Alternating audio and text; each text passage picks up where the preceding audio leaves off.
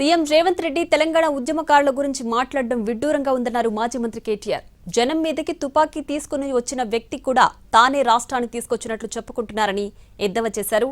జనానికి కాంగ్రెస్ పాలన గురించి అర్థం కావాలని వ్యాఖ్యానించారు కేటీఆర్.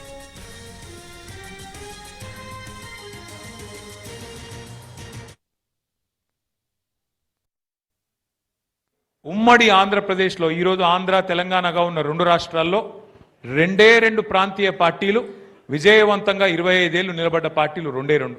ఒకటి ఎన్టీ రామారావు గారు స్థాపించిన తెలుగుదేశం పార్టీ 1982లో.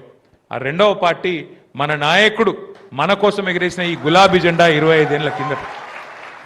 ఇవాళ మస్తుగా మాట్లాడచ్చు.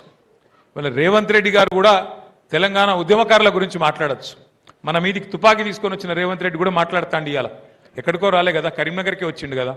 ఆయన కూడా ఇవాళ తెలంగాణను ఆయనే సాధించినట్టు, ఆయననే పుట్టించినట్టు ఆయన కూడా మాట్లాడతాడు. మస్తు మంది మాట్లాడచ్చు.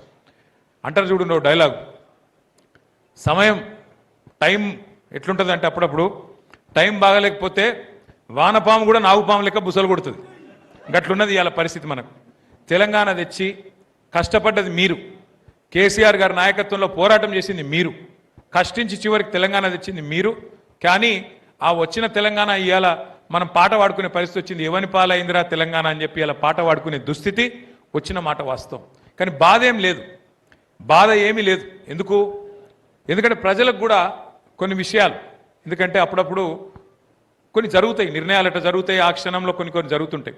కానీ ఎప్పుడు తెలుస్తుందంటే అమ్మ విలువ కానీ అన్నం విలువ కానీ ఉన్నప్పుడు తెలియదు, లేనప్పుడే తెలుస్తుంది.